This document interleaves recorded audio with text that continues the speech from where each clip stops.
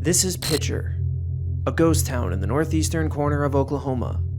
Called by some America's Chernobyl, this former hub of the mining industry would have its dark history concluded not by the mountains of toxic waste, but rather a threat from above.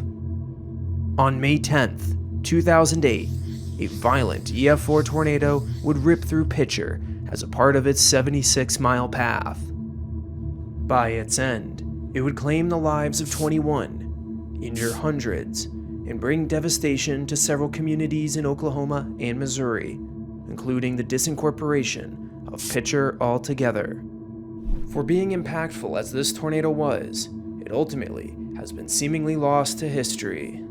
Even long before the 2008 tornado, Pitcher's past has been nothing less than tumultuous. At the turn of the 20th century, mining operations were expanding across the tri-state region as deposits of lead and zinc were continually being discovered. An area of land belonging to the Quapaw tribe was found to be extremely rich in the sought-after ores. When the Quapaw refused to lease out their land to prospective mining companies, the Federal Bureau of Indian Affairs came in and declared the landowners incompetent, signing the leases in their place. The community of Pitcher came to be in 1918, sitting atop of the mines being dug. It quickly exploded into a city of 14,000 people as the area around Tar Creek became the most lucrative mining operation in the region. Fueled by the needs of the First World War, millions of dollars worth of lead and zinc were pulled from the ground at breakneck pace. But after the initial mining boom and the conclusion of the Second World War, supply and demand curves shifted and mining activity steadily decreased along with the population. By the end of the 1960s, mining had all but ceased in Pitcher, but the lasting effects of it were only just beginning to be realized. As mining operations pulled out of town, left behind with the abandoned mine shafts were millions of tons of mine tailings, or chat. Decades of unregulated mining had not required any cleanup of the tailings, resulting in massive mounds of the mining waste all over the city. In these chat piles were extremely potent traces of lead and cadmium, both being extremely toxic metals. Tailing piles would begin to contaminate the air, waterways, and deep groundwater of Pitcher. By the 1980s, the Environmental Protection Agency became involved, and the gravity of the situation in Pitcher was becoming fully realized. Over 60% of the children in town had lead poisoning. Chronic disease in the population was over 30% higher from the national average. The Tar Creek area was turned into an EPA Superfund site in 1983. A Superfund site is an area that is contaminated by hazardous waste that the EPA comes in and investigates and orchestrates a cleanup. However, the final blow for Pitcher's environmental problems would ultimately come from the Army Corps of Engineers. They found over 80% of the structures in town had been undermined so severely that they were at serious risk of collapsing into the abandoned mines below. All of these factors forced the ultimate decision in 2006 that Pitcher would need to be condemned. It was simply too hazardous to live there anymore. While the buyout of properties slowly got underway, Mother Nature would step in on May 10th, 2008. The 2008 tornado season had already been off to a busy start. Large outbreaks in February and March had already made the season a potential record breaker.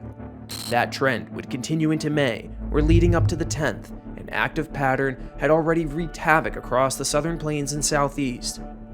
By the morning of the 10th, a deep trough had loaded up from the northwest and was about to eject across the southeast. With it, a strong surface low formed off of the Rockies and barreled across the southern plains. Moisture was drawn in towards the surface low and contained between a dry line and warm front. This is where a warm sector would develop in between. The writing was on the wall for the Storm Prediction Center as they issued a moderate risk contour. This spelled extreme concern for northeastern Oklahoma and southern Missouri, as much more potent low-level wind shear was present near the surface low. The atmosphere was near perfect for tornadoes. At 4 p.m. local time, a storm would explode upward off of the dry line in far southeastern Kansas. It quickly organized a mesocyclone, making this a supercell thunderstorm. At 5:20 p.m., just yards south of the Oklahoma-Kansas border, the tornado would touch down, It quickly intensified, crossing US Route 59 and the Neosho River. In between, several mobile homes would be impacted and trees would be made quick work of. Primarily still tracking east, the storm took aim at the Tar Creek region, with Pitcher squarely in the crosshairs. As it entered the Tar Creek Superfund site, it struck a massive tailings pile north of the town of Cardin. Mining waste filled the tornado's condensation funnel before entering Pitcher. Between Tar Creek and Harnell Park, blocks of manufactured homes would be shredded with ease. Past that, several more chat piles would be hit, adding to the lethal wind-driven debris, as wooden-framed houses would be stripped to their foundations. Upon exiting Pitcher, the tornado had claimed the lives of 6 residents, injured over 150, and damaged or destroyed 232 homes. Just southeast of Pitcher in the Tar Creek Superfund site is the Oklahoman town of Quapaw, which fortunately would only take a glancing blow. The tornado was weakening, but the storm had an ace up its sleeve. Just to the south, a smaller cell was quickly ingested by the dominant supercell. This merger would spool up a second tornado north of the dying tornado. They would combine, breathing new life into the storm as it would cross I-44 and enter the state of Missouri. While not as densely populated as southern Pitcher, multiple homes lined either side of Iris Road northwest of the town of Racine. At EF4 intensity, the homes along this stretch of road would be flattened and windrowed into the surrounding fields. At the intersection with Missouri State Route 43 was 21-year-old firefighter Tyler Casey. Dispatched from Seneca, Missouri to the location to monitor the storm, he would warn a motorist changing his tire and 2 residents in a nearby home of the impending danger. While those folks made it out safely, Tyler was unable to make it back to his vehicle in time. He would be fatally injured. Other motorists on State Route 43 were thrown, some of which over a half-mile. Between the Missouri-Oklahoma border and State Route 86 running through the heart of Racine, 14 people would be killed and nearly 200 would be seriously injured. The tornado would then cross Interstate 49 before traversing north of the city of Neosho. Along US Route 60, a now tightened vortex would cut a swath of destruction northeast of downtown, flinging trees and severely damaging over a dozen more homes. The tornado's east-southeast shift would spare the center of Granby, Missouri, but unfortunately would put it on a collision course with the smaller town of Newtonia. It would make a direct impact. Beyond Newtonia, several sheet metal livestock barns would bear the brunt of the tornado, but its weakened state would maintain until north of the town of Purdy, where a mobile home would be lofted into a patch of trees, killing the resident sheltered inside. The tornado's final moments would be south of McDowell, Missouri, roping out 76 miles from its origin point in Oklahoma. Emergency responders and even the National Guard descend onto the impacted areas. In southwestern Missouri, first responders found that a shocking number of fatalities were associated with vehicles, while the rest were tied to weakly built manufactured homes. It was yet another case that emphasized just how deadly sheltering in a car or mobile home was in a tornado. In total, 350 people would be treated for serious injuries, and 21 perished in the storm. In Pitcher, it was quickly realized that this would be the final straw for the community. The EPA made it clear that the tornado undoubtedly disturbed even more lead-filled mining waste, making the tornado cleanup effort a significant health risk.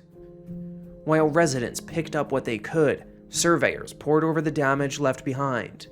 The official survey would rate the Pitcher tornado as an EF4, with estimated peak winds of 175 miles per hour. Noted in the official survey was that even given the massive size of the chat piles, they had no impact on tornado intensity. In tragic fashion, Mother Nature had found a way to expedite the plan to vacate the city.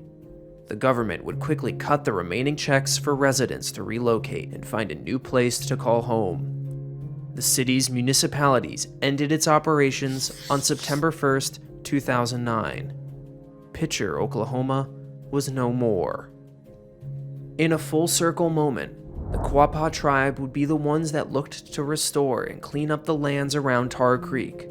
Spearheading the cleanup with EPA backing, they had moved over 3 million tons of chat into the abandoned mines. In 2019, the EPA updated their plan for Tar Creek to expedite the cleanup process, which is still being acted upon today.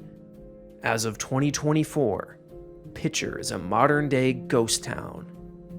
Nearly all structures have been cleared away, with overgrowth claiming the foundations and streets. The story of Pitcher, Oklahoma will forever be one of the great tragedies in American industrial history. Even so, it would ultimately be Mother Nature that would bring it to its final conclusion.